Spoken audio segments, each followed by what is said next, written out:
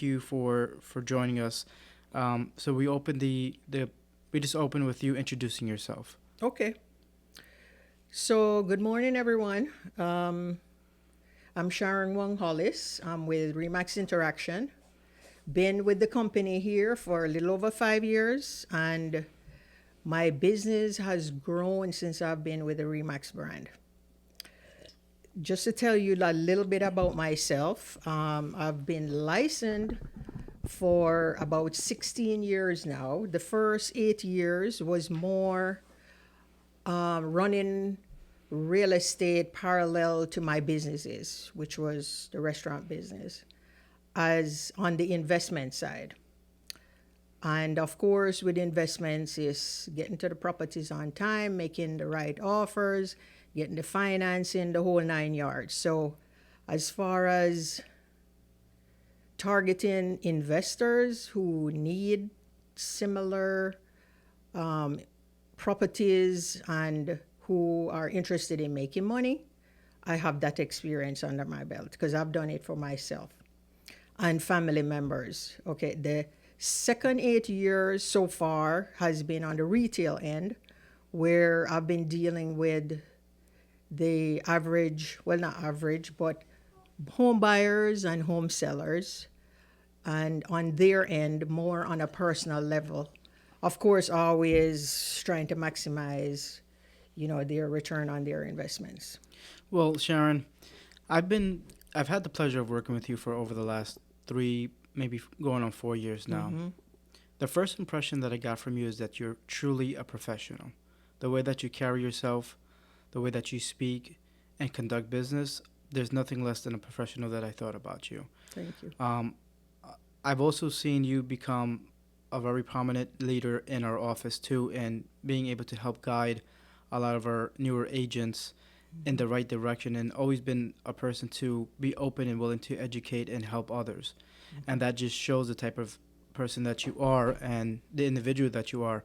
And your customers, that's what they can expect with working with you. Somebody is going to always take charge and make sure that you get to the closing table with the least amount of headache. So I've seen that over the course of the time that I've been able to work with you, and just the way that you adapt to the market and the way that you grow each and every year, because our market is very different from 3 months ago, 6 months, 9 months ago, right? Some people, and I don't say this in a negative way, some agents, they continue to do the same thing, where you're consistently changing and adapting to the market to make sure that Right. your customers have that best quality service. And I think that's because you come from a business background and the customer service industry. Yes, definitely. And just like you say, Richard, is we're in this business and we have to be able to, like we say, flex, move according to the market, change our strategies, and adapt to what's going on now.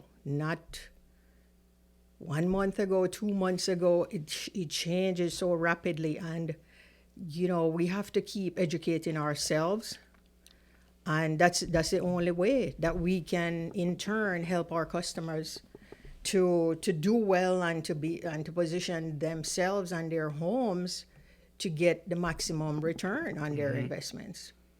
And leading a little bit back to my upbringing, where I was born and raised in a service industry, it is almost it plays well into being a realtor because it's completely a service industry.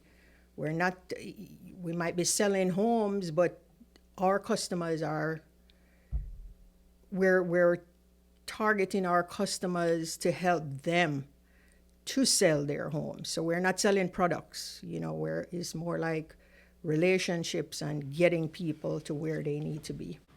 Can you tell me a little bit more about your background? Sure. So born in the service industry,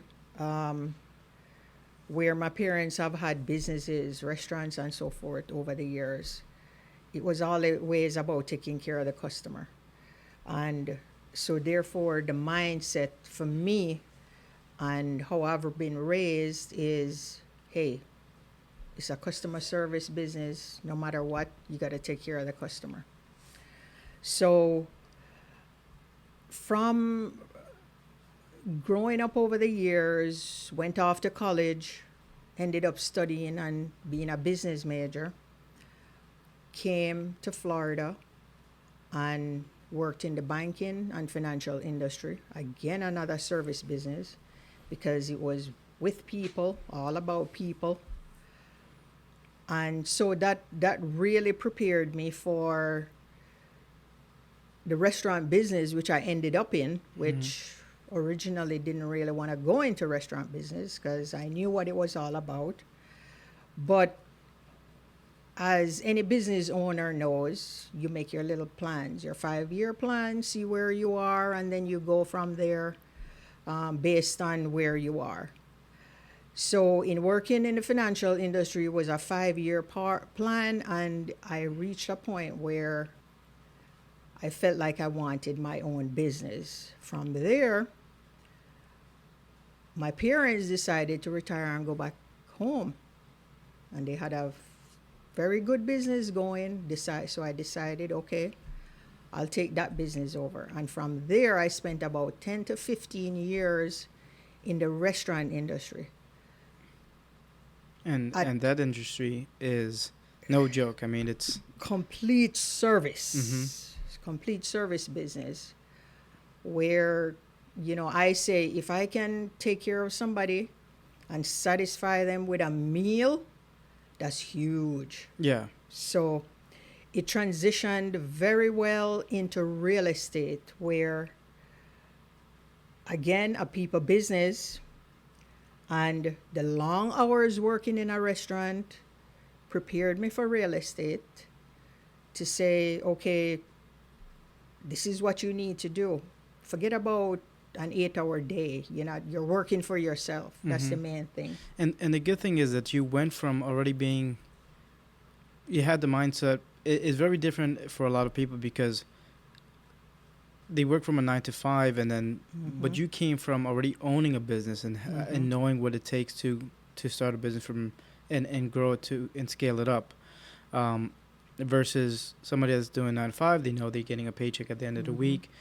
So how was the transition from going from servicing customers in the restaurant business to servicing customers in the real estate business? That's a good question, Rich, because our customer will come in and they might spend an hour with you at the restaurant. Sometimes they're irate. Sometimes, you got to solve problems on the spot. So figure an hour, 2 at the most, they'll be in your restaurant and then they're gone. Okay? But with real estate, it's a totally different animal. You're building a relationship. You're with these people for 2, 3, 4 months.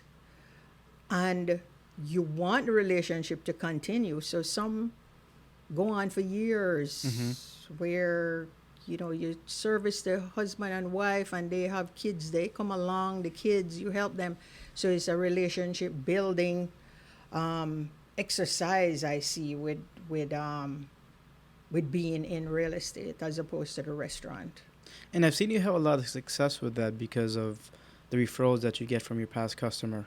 And just like you just mentioned, you're selling the parents at home and now their kids are now coming to you.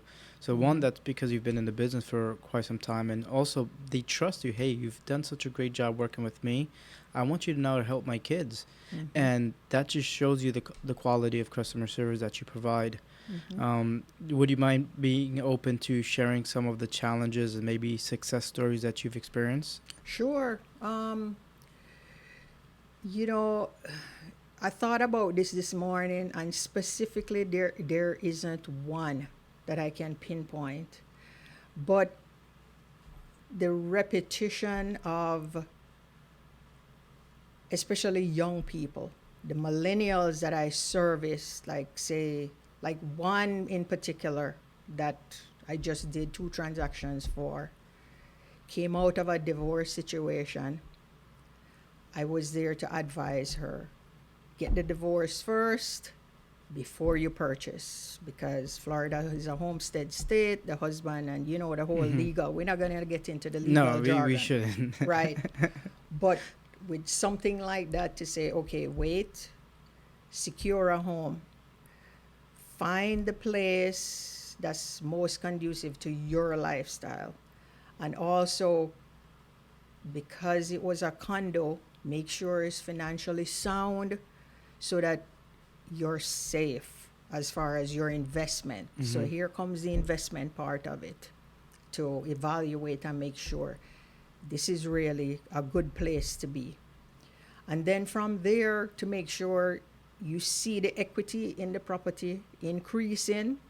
If you see any issues coming along within the association or whatever, you might say, okay, let's evaluate. Maybe it's time for you to move. You have enough equity in the home. And so you move on. So these are kind of the cases where I'm finding the repeat business is where I advise them in the very beginning of what to look for. And then they're able to have that mindset to say, okay, this is what's going on, Sharon. So what do you think I should do? And that's my proudest moment. And I've seen that firsthand with you, where you've had some customers, and we've shared, we share stories often. And let me make sure I phrase this correctly. You don't look at it for your own self-interest. You look at it for your customers, right? So I've seen a seller come to you with a $500,000 property or more, wanting to sell, and you've told them straight up. You said, hey, look, you need to do step 1, 2, and 3 before your house is even on the market for you to maximize your profitability on getting this home sold. Right. Versus another agent that's going to say, sign here on the dotted line.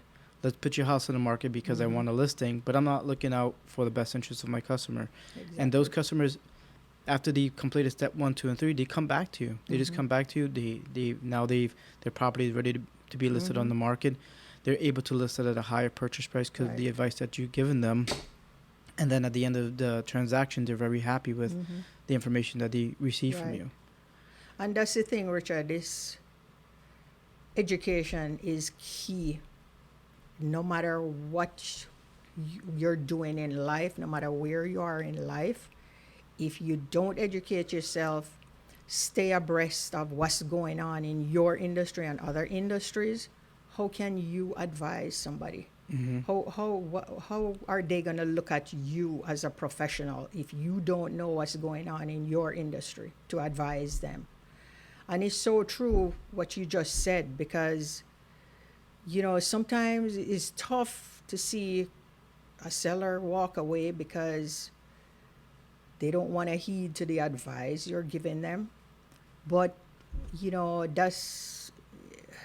Well, let me stop you right there. What I've also seen is, because you just said that, and maybe you might not get the listing, but another agent might get the listing, and it's not what they promised them, and then they call you back and say, hey, Sharon, you were right.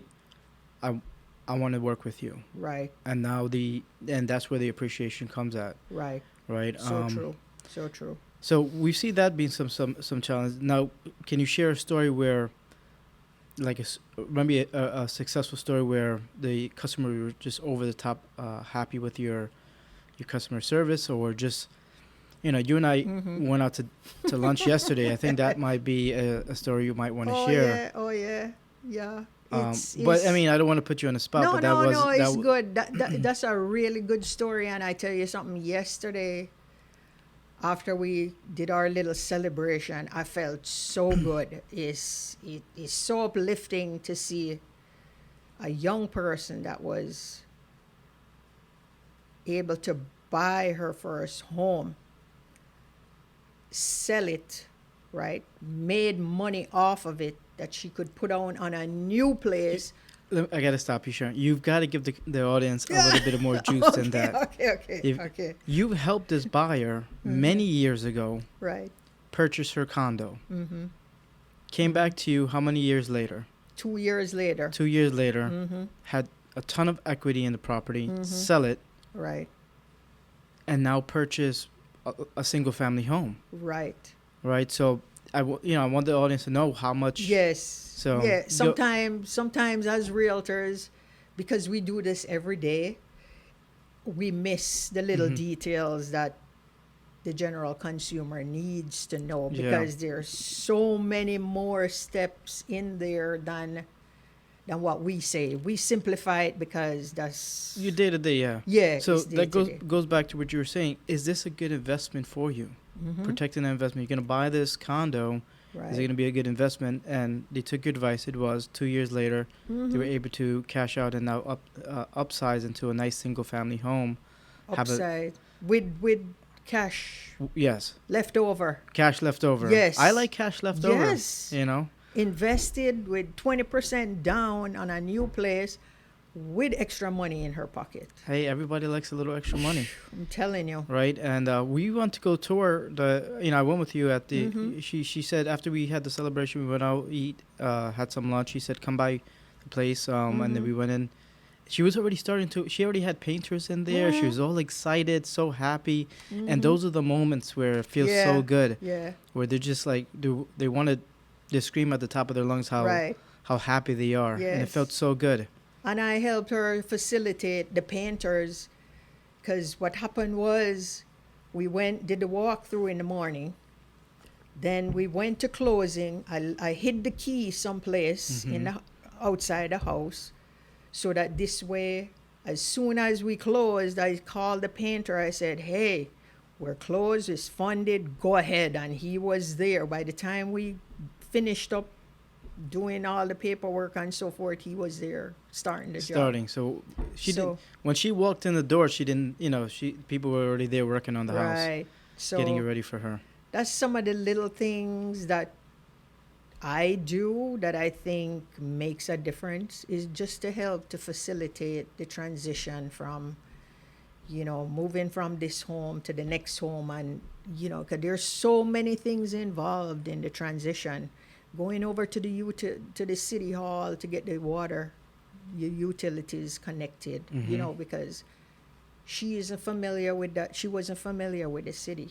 So it's like, let me take you over here so you can see where to go do the water account, what papers we need, and then bam. All those you know? small little things that people Yeah. might not think is important makes Mhm. such a world of a difference for so many people. Yes, it does. All right. It does. Well, I do want to ask you a question. I want to ask you what common questions do you typically hear from your customers? Like one with new home buyers, we hear a lot. Is it a good time to buy? What's an escrow deposit?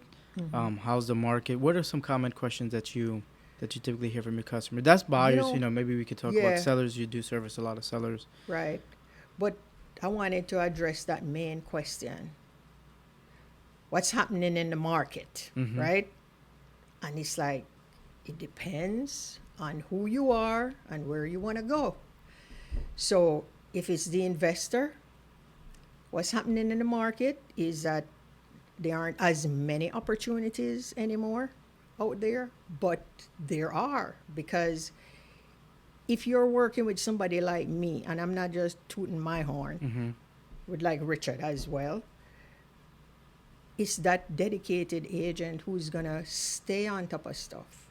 If they get a phone call, like the other day I got a phone call from this homeowner who he lives in this one neighborhood where I just sold a villa.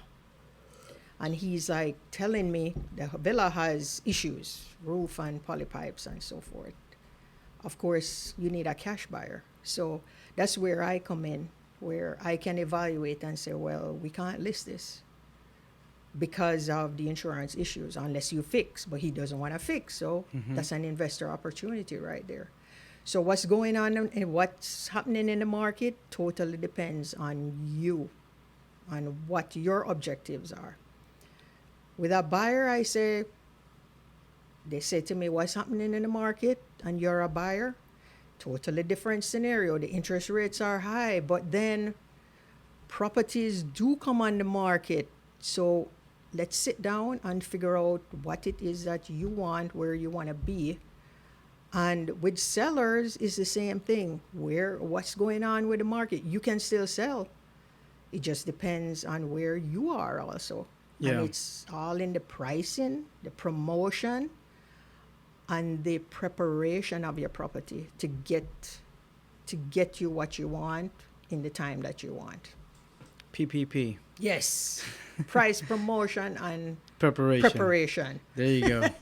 I like that. Yes. And I really enjoy that answer because we get the question, how's the market? Well, what market are you talking about specifically? How does the market apply to you? How does the market apply to you, right? Yeah. So let's sit down, let's have a conversation, let's see where Right. you need to be, and ultimately what's your end goal, and then we can figure out a plan, right? Instead of And also too is that's like you say, Richard, is let's sit down, let's talk. Let me educate you on what's happening in the market as it applies to you. And then we make the plan from there. So And I think planning is very important because what happens is that a lot of customers, seller or buyers, without a plan, they can get discouraged. They can say, okay, you know what? I went out and looked at these properties. It's maybe I made an offer or two. It's not working. Whatever it is, if you without that plan, if you prepare your customers, again, preparing them at a time, education. education. Here's what to expect. Right. That way, when it does happen, they are ready for it. Right. They're Exactly. prepared for it. They're not hit blindsided, and you don't look like the professional that you truly Right. are. Right. So that's all good points. Right. It's also too, like people will say, yeah, I'm waiting for a foreclosure and that and this, that, and they have all these pipe dreams.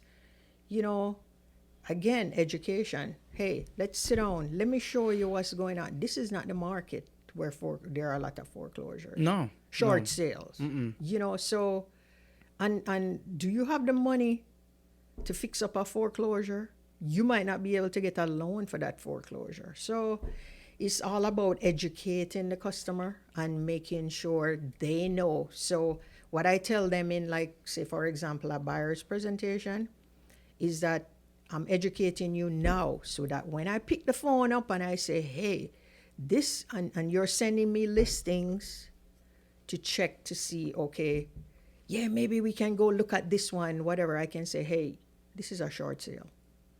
And then that it's a short sale, that's not for me. Yes. This is what I want. It's like, I'm the teacher, you're the student, let's just work together. Let's just work together. And that's important what you said, let's work together. Yes. Right? Because when you work together well, the transaction just goes so much more smoothly. Definitely. Right? Definitely. I think we've had a really good session here. I mean, I want the customers to know, do you have anything else you want to let your customers know? No, that's pretty much it. It's, we're here, and I know this office here in particular, we pride ourselves on educating ourselves first with what's going on in the industry, especially our broker here, Richard, brings us up to speed with industry news. And this is what we take to our customers so that you know as well. So I appreciate that very much. I want you to share where customers can find you, the best platforms. I know you're sure. so they can go and look you up and reach out to you. So my phone, I'm always available. So I'm on 954-295-9282 is my phone number. Call, text, I will respond to you. I'm not, if I don't, give me until the next day. Email, always.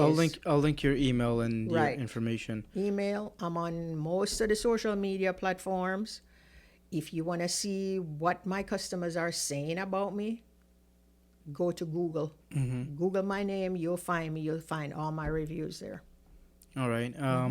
I know you're very big on LinkedIn too, right? So LinkedIn and Facebook. Yes. And it's just your name, Sharon Wong Hollis on. Yes, Sharon Okay. Wong Hollis. All right. So I'll All make the sure I way. put those links in the description so you can Right. just click on it and find you. Thank you so much, Sharon. You're welcome, As always, Richard. it's a pleasure. Anytime. All right. Cool. Bye.